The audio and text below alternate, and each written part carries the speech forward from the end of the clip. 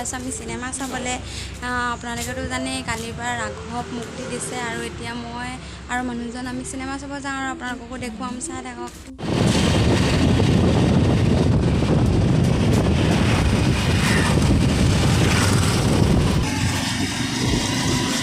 কেমেৰাটো অন কৰি হ'ব দে।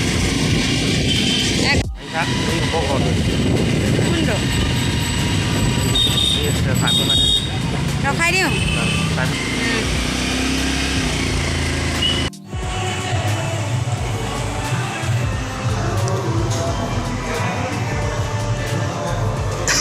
এইবাৰ চাই দে।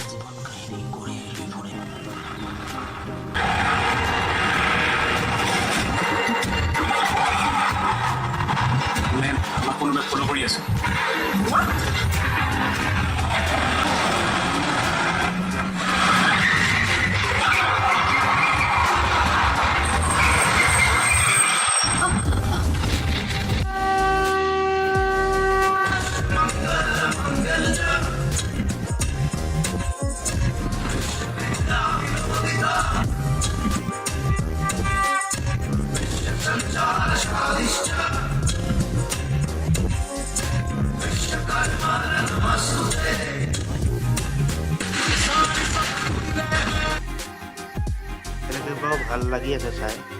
ইয়াৰ পিছৰ চোৱা কেনেকুৱা লাগে চাই জনাব আপোনালোকক। একশ্যনখিনি ধুনীয়া লাগিছে।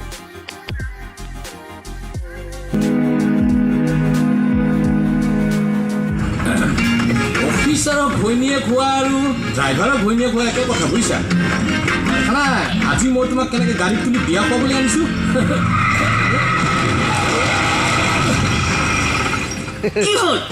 ৰ'বা, এতিয়া ঠিক হৈ যাব।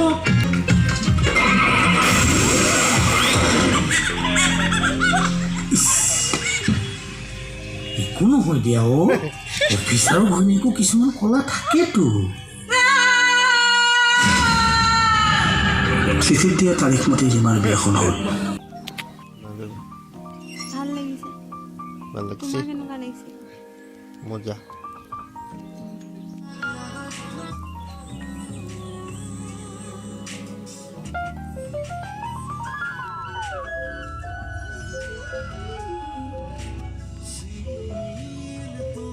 লগা হয় কি হ'ল খেলক আকৌ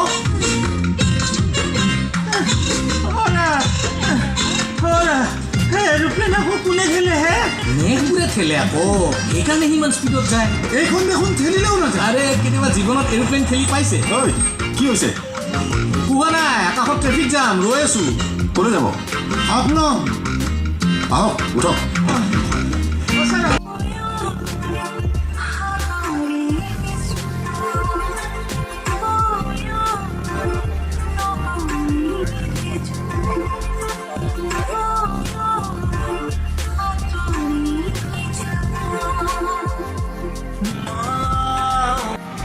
ৰাঘৱ চাই মেলি আমি এতিয়া ৰুমলৈ আহিছোঁ। বহুত ভাল লাগিলে। অসমীয়া চিনেমা বৰ ভাল পাওঁ, সেইকাৰণে মোৰ ভালেই লাগিছে। তোমাৰ কেনেকুৱা লাগিছে?